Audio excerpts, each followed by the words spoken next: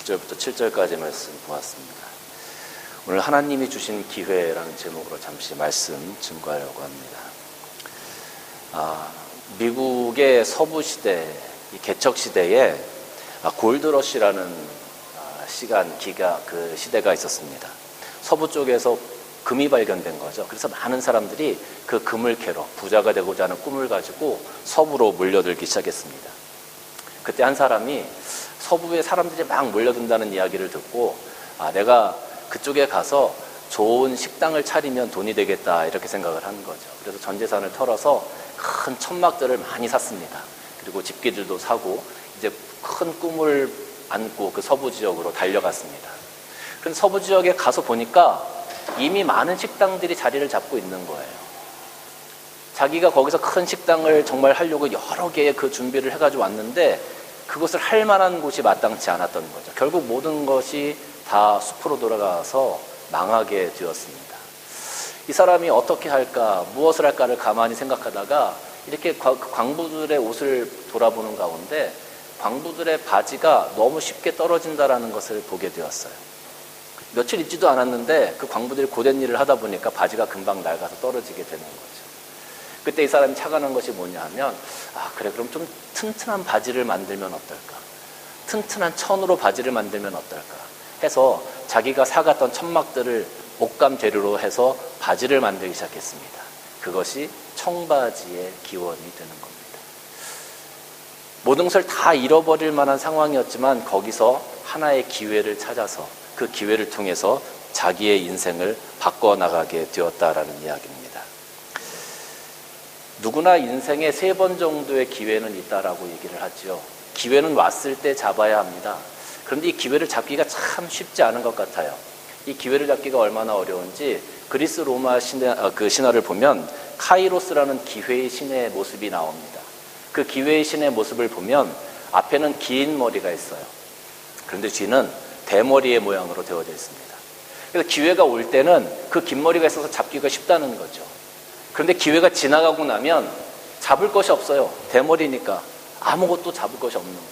그러니까 기회는 지나가면 다시 잡을 수 없다라는 것을 의인화한 그런 내용이라고 할 수 있습니다. 기회는 왔을 때 우리가 그걸 잘 잡아야 되고 그걸 잘 잡을 때 우리들의 인생이 다른 인생을 살게 되어지는 그런 어떤 일들도 생겨지게 되어지죠. 우리가 축구를 보게 되어지면 유효 슈팅이라는 이야기가 있습니다. 이 단어가 무엇이냐 하면 공을 막 몰고 가서 그 상대방의 골대 안쪽으로 공을 찼을 때 그것이 골인이 되든 안 되든 그 골대 안으로 공을 찼을 때 그것을 유효 슈팅이라고 얘기해요. 그리고 혹은 골키퍼가 날아오는 공을 막아냈을 때 그것을 유효 슈팅이라고 얘기를 해요. 그러니까 유효 슈팅이 많다라는 것은 그만큼 공격을 잘했다라는 의미가 되는 거죠. 왜냐하면 슈팅을 골대 안으로 많이 했으니까. 그런데 어떤 경기들을 분석하다 보면 한 가지 재미있는 사실들이 보여지게 되는데 유효 슈팅을 12개, 15개 한 팀이 있어요. 그런데 한 골도 기록하지 못하는 팀이 있다라는 거죠. 그런데 어떤 팀은 유효 슈팅이 한 6개, 7개밖에 되지 않아요. 그런데 골이 2골, 3골이 기록되어지는 경우가 있어요. 이게 무슨 말이냐 하면 어떤 기회가 왔을 때 그 유효 슈팅을 하고 골을 만들 수 있는 기회가 왔을 때 그 기회를 잘 살려서 그 기회를 잡으면 골이 되는데 그것을 아무리 기회가 온다 하더라도 그걸 잘 살리지 못하면 골이 안 되는 거예요. 유효 슈팅이 아무리 많아도 골이 되지 않으면 그것은 결국 아무 쓸모없는 것이 된다라는 거죠. 그러니까 잘하는 선수, 잘하는 팀은 유효 슈팅이 많지 않아도 골을 잘 만들어내는 팀, 골을 잘 만들어내는 선수가 잘하는 선수고 잘하는 팀이다라는 거예요. 그러니까 기회가 왔을 때 그 기회를 잘 살릴 수 있는 사람이 결국은 훌륭한 사람이 되어지고 좋은 사람이 되어지고 좋은 몸값을 받을 수 있는 사람이 되어집니다. 우리들의 인생을 바꾸어 나갈 수 있는 그런 어떤 찬스를 가질 수 있는 사람이 되어진다라는 겁니다. 사실 하나님께서 우리에게 이 인생의 시간이라는 기회를 허락하셨어요. 우리가 이 땅에서 살아가는 동안에 하나님께서 우리에게 주신 큰 기회, 우리가 하나님의 백성으로 살아갈 수 있는 기회, 하나님의 자녀로 살아갈 수 있는 기회, 우리가 죄를 떠나서 하나님의 백성으로 의인의 모습으로 예수 그리스도와 함께 살아갈 수 있는 그 기회를 우리에게 주셨다라는 거죠. 죄와 사망을 떠나서 살 수 있는 기회를 우리에게 주셨어요. 노아 시대 때에 120년이라는 기회, 그 시간을 많은 사람들에게 기회로 주셨지만 노아 가족 이외에는 그 기회를 붙잡은 사람들이 없었다라는 거죠. 오늘 어쩌면 하나님께서 우리들에게 그 노아 시대의 120년과 같은 기회, 예수 그리스도께서 이 땅에 오실 때까지의 그 시간의 기회, 내가 이 땅에서 인생을 살아가서 내 생이 다 마칠 때까지의 그 시간의 기회를 우리에게 주셨는데, 이 기회를 우리가 잘 잡아서 하나님께서 기뻐하시는 삶을 살아가는, 또 하나님께서 주신 기회를 잘 잡아서 하나님께서 주신 은혜로 말미암아 내가 오늘 승리해 갈 수 있는 삶을 살아가는 그런 사람들이 되어질 때, 그것이 바로 우리에게 주어진 기회를 잘 살리는 사람이다라고 할 수 있어요. 하나님께서는 우리에게, 하나님께서 이 땅의 주인이시라는 것을 여러 가지 방면으로 우리에게 보여주십니다. 그리고 그 보여주심을 통해서 우리에게 주신 기회를 잘 살려서 하나님과 함께 동행하자, 하나님과 함께 하자, 하나님 말씀에 순종하자, 오늘 나의 백성이 되자라고 우리들에게 말씀하고 계세요. 로마서 1장 20절 말씀 보면, 창세로부터 그의 보이지 아니하는 것들 곧 그의 영원하신 능력과 신성이 그가 만드신 만물에 분명히 보여 알려졌나니 그러므로 그들이 핑계하지 못할지니라 라고 기록하고 있어요. 여러분 이거 참 보세요. 창세로부터 그의 보이지 아니하는 것들 곧 그의 영원하신 능력과 신성이, 하나님께서 이 우주 만물의 질서를 정하시고 그것을 운행하시는 분, 하나님께서 그러한 능력과 영광이 있으신 분이라는 그 모든 것들을 그가 만드신 만물에 분명히 보여 알려졌다 그랬어요. 하나님께서 창조하신 만물, 우리 인간과 이 자연계와 이 우주에 하나님께서 그것을 직접 그렇게 만드셨다라는 증거를 남겨놓으셔서 우리로 하여금 깨닫게 하시고 알게 하셨다라는 거죠. 그걸 분명하게 알게 하셨기 때문에 너희들이 핑계하지 못할지니라, 하나님이 아니라고, 하나님이 하신 게 아니라고 너희들이 말하지 못할 거다라고 분명히 이야기하고 계세요. 그러니까 이 우주 만물의 질서를 바라보면서 오늘 씨앗이 떨어지고 비가 오고 싹이 나고 잎이 나고 열매를 맺어가는 것을 바라보면서 오늘 태양이 뜨고 달이 뜨고 이 모든 우주 만물들이 하나님께서 정하신 질서를 따라 운행되는 것들을 바라보면서 우리가 어떻게 하나님의 존재를 부인할 수 있겠느냐라는 거예요. 하나님의 존재를 부인할 수가 없는 거죠. 그럼에도 불구하고 이 우주 만물의 역사를 바라보면서도 이것은 자연적으로 이루어진 거다, 우연히 이루어진 거다라고 이야기하는 사람들이 너무나 많이 있어요. 그래서 하나님께서 다른 기회를 또 한 번 주십니다. 요한복음 3장 16절 말씀 보면, 하나님이 세상을 이처럼 사랑하사 독생자를 주셨으니 이는 그를 믿는 자마다 멸망하지 않고 영생을 얻게 하려니라. 자연 현상 가지고 이제 그들이 자꾸 부인하니까 하나님께서 하나님의 독생자 아들 예수를 이 땅에 보내십니다. 그리고 이 땅에서 하나님의 나라의 사역이 무엇인지 직접 보여주십니다. 그리고 그리스도가 십자가에 못 박혀 돌아가심으로 우리의 모든 죄를 대속하셨다는 것을 우리에게 보여주십니다. 이 땅에 오셔서 정말로 하나님께서 우리들을 얼마나 사랑하시는지, 인간들을 얼마나 사랑하시는지를 몸소 보여주셨다라는 거예요. 근데 하나님께서 이만큼 기회를 주시고 보여주셨으면 사실은 이제 하나님 앞에 우리가 순종하고 하나님을 우리의 신으로, 하나님 말씀에 순종할 만한 그런 모습을 가져야 되는데 사람들은 어떻게 했습니까? 하나님께서 보내신 그 아들 예수를 십자가에 못 박아버렸습니다. 하나님의 아들로 인정하지 않았습니다. 메시아로 인정하지 않았습니다. 오늘날도 예수 그리스도를 메시아로 인정하지 않고 하나님의 아들로 인정하지 않는 사람들이 얼마나 많은지 몰라요. 여전히 하나님께서 주신 기회를 그냥 차버리는 사람들이 너무나 많이 있다라는 거예요. 하나님께서 한 번 더 마지막으로 우리에게 기회를 주세요. 로마서 8장 12절 말씀부터 보면, 그러므로 형제들아 우리가 빚진 자로 돼 육신에게 져서 육신대로 살 것이 아닙니다. 너희가 육신대로 살면 반드시 죽을 것이로되 영으로서 몸의 행실을 죽이면 살리니 무릇 하나님의 영으로 인도하심을 받는 자는 곧 하나님의 아들이라. 이제 하나님께서 우리에게 성령을 보내셔서 그 성령의 역사하심을 통해서 하나님을 깨달아가게 하시고 하나님의 뜻을 알아가게 하시고 하나님의 아들로, 하나님의 자녀로 이 땅에서 살아가게 하셨어요.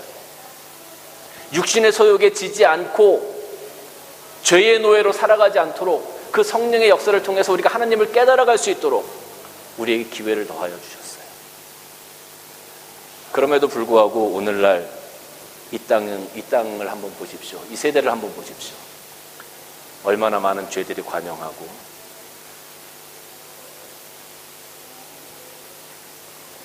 하나님을 배반하고 하나님을 불순종하고 하나님께 대항하는 그런 일들이 얼마나 많이 있습니까?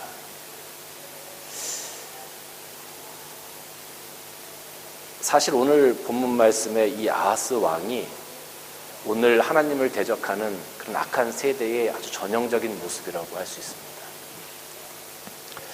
말씀을 다시 한번 보면 아하스가 왕위에 오를 때의 나이가 20이라 예루살렘에서 16년 동안 다스렸으나 그가 조상 다윗과 같이 아니하며 여호와 보시기에 정직하게 행하지 아니하고 이스라엘 왕들의 길로 행하여 바알의 우상을 부어 만들었고, 여기 보면 이스라엘 왕들의 길로 행했다라고 기록하고 있죠. 이스라엘 왕들의 길. 이스라엘이 솔로몬 시대 이후에 북왕국과 남왕국으로 나뉘게 되어집니다. 우리나라가 그 38선이 나뉜 것처럼 북한과 남한이 있듯이 이스라엘도 똑같이 그렇게 나뉘어지게 되었어요. 그런데 이 북이스라엘은 계속 쿠데타가 일어납니다. 그래서 왕들이 계속 바뀌어지게 돼요. 그런데 이 남왕국은 하나님께서 다윗의 나라로 세우셨기 때문에 그 다윗의 혈통이 계속 이어지면서 왕이 되어집니다. 그러면 사람들이 보통 이렇게 생각합니다. 북왕국은 쿠데타로 만들어진 정권이니까 뭐 우상을 섬길 수 있어. 그런데 남왕국은 하나님께서 다윗의 정통을 통해서 세우신 왕국이니까 하나님을 잘 섬기지 않았을까? 그런데 오늘 말씀 보니까 그렇지 않더라라는 거죠. 이 아하스 왕은 남왕국의 왕이었어요. 다윗의 정통성 안에 세워진 왕이었어요. 그런데 얼마나 악행을 행했는지 한번 보십시오. 이스라엘 왕들의 길로 행하여 바알의 우상을 부어 만들고 또 흰놈의 아들 골짜기에서 분향하고 여호와께서 이스라엘 자손 앞에서 쫓아내신 이방 사람들의 가증한 일을 본받아 그의 자녀들을 불사르고 그랬죠. 아까 몰렉이라는 신 앞에 그 아기를 드리는 사진, 그건 하나님께서 금하신 일들이에요. 물론 우상을 섬기는 거 다 금하셨지만 특별히 이 몰렉에게 제사를 드리는 것, 인신 제사를 드리는 것은 하나님께서 아주 가증히 여기시는 거예요. 그럼에도 불구하고 이 아하스는 그 모든 것들을 했다라는 거예요. 또 산당과 작은 산 위에 모든 푸른 나무 아래서 제사를 드리며 분향했다. 산당까지 지어놓고 모든 백성들이 우상을 섬길 수 있는 길을 만들어 놓은 사람이에요. 그러므로 그의 하나님 여호와께서 그를 아람 왕 손에 넘기심에 그들이 쳐서 심히 많은 무리를 사로잡아 다 다메섹으로 갔다. 이렇게 표현하고 있죠. 여러분, 사실 하나님께서 이 아하스 왕에게 징계를 내리시고 아하스 왕이 우상을 섬길 때 이 아람 나라 사람들을 보내셔서 또 북이스라엘 사람들을 보내셔서 이 유다를 치게 만드셨어요. 그래서 유다 사람들이 많이 포로로 잡혀가게 되어집니다. 그러면 우리는 흔히 생각할 때 하나님께서 우리의 잘못을 징계하신다. 그러면 그것은 우리에게 주시는 한 번의 기회라고 우리는 생각합니다. 하나님을 아는 사람, 하나님을 믿는 사람, 하나님을 신뢰하는 사람은 그것을 나에게 주신 기회로 생각해요. 다윗은 밧세바와 간음한 다음에 선지자 나단이 와서 꾸짖을 때 그것을 기회로 삼았어요. 그래서 하나님 앞에 엎드려 기도했어요. 회개했어요. 하나님을 알고 하나님 앞에 순종하는 사람들은 내가 실수한 것, 하나님께서 나에게 징계를 주실 때 그것을 내가 하나님께서 나에게 주시는 기회로 생각한다라는 거예요. 그 기회를 붙잡고 빨리 회개하고 하나님께로 돌아와야 되는 거예요. 그런데 이 아하스 왕은 그렇게 하지 않았어요. 이 아하스 왕은 이 다음에 어떤 일을 했냐 하면 자기가 계속 공격을 받으니까 이방 민족들한테 그 당시에 큰 제국이었던 아수르 왕을 찾아갑니다. 그 아수르 왕을 찾아가서 우리를 도와달라고, 자기가 가지고 있는 모든 재물들을 모든 금부와들을 다 가지고 가서 그 아수르 왕에게 바치면서 자기를 도와달라고 얘기를 해요. 근데 그 아수르 왕이요, 이 유다로 내려왔는데 오히려 이 유다를 더 착취하고 유다를 공격하고 유다를 더 압제합니다. 그럼에도 불구하고 이 아하스 왕이 깨닫지를 못하는 거예요. 하나님께서 허락하신 그 기회를 잡지 못하는 거예요. 그 기회를 자꾸 발로 차버리는 거예요. 어리석은 사람들의 모습이 그렇다는 거죠. 하나님의 뜻을 전혀 읽지 못하는 겁니다. 하나님의 뜻을 깨닫지 못하는 겁니다. 나를 향한 하나님의 뜻이 무엇인지 알지를 못하는 거예요. 참 안타까운 건 뭐냐 하면 오늘 22절 말씀 보니까 이렇게 기록이 되어져 있어요. 이 아하스 왕이 곤고할 때에, 이 곤고하다라는 표현은 이 아하스 왕이 힘들고 어려운 상황에 처했을 때, 이방 민족으로부터 공격을 받아서 정말로 궁핍하고 어떤 구원의 손길을 기대할 수조차 없는 그 곤고할 때에 어떻게 했다고요? 더욱 여호와께 범죄했다. 그 기회를, 하나님께서 이 아하스 왕에게 주신 기회를 그냥 차버리는 거예요. 그리고 이 아하스 왕이 한 것이 또 하나 있어요. 그게 뭐냐면 왕상 16장 말씀 보니까 이 아하스 왕이 아수르 왕에게 가서 우리를 도와달라고 그 조공을 들이러 찾아갔을 때에 이 아하스 왕이 한 것이 뭐냐 하면 그 다메섹에 있는 신전들을 구경한 거예요. 그리고 그 왕들이 섬겼던 신들을 우리 유다에서도 섬겨야 되겠다고 그것을 측량해서 그 모양 그대로 그려서 이스라엘에 보냈어요. 그대로 하나님의 성전을 개조하라고. 이런 말도 안 되는 일을 하는 거예요.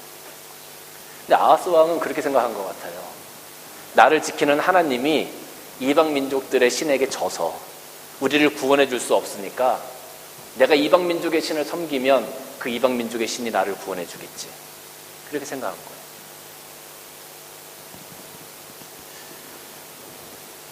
결국 이 역대하 28장에 보면 이 아하스 왕을 뭐라고 기록하냐 하면 유다 왕이라고 기록하지 않습니다. 이스라엘 왕이라고 기록합니다. 이스라엘 왕. 여기서 이스라엘 왕이라고 기록한 이유는 그 북쪽에 있는 이스라엘의 왕들이 계속 하나님 앞에 범죄하고 우상을 섬기고 하나님을 대적했던 그 악한 모습을 이 아하스 왕이 그대로 따라갔기 때문에 당신은 더 이상 우리의 왕이 아닙니다. 당신은 우상을 섬겼던 북이스라엘의 왕과 같은 사람입니다라는 표현으로 이스라엘 왕이라는 표현을 사용하게 되었습니다. 참 어리석은 삶을 살았던 사람이 이 아하스 왕이 아니었나 싶습니다.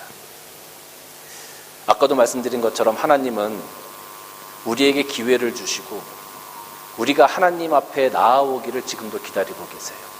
이 기회가 지나가면 반드시 심판의 때가 올 터인데 사람들은 자기들이 평범한 삶을 살아가고 있다고 생각해요. 자기들은 심판받지 않을 거라고 생각해요. 심판의 때는 결코 오지 않을 거라고 생각해요.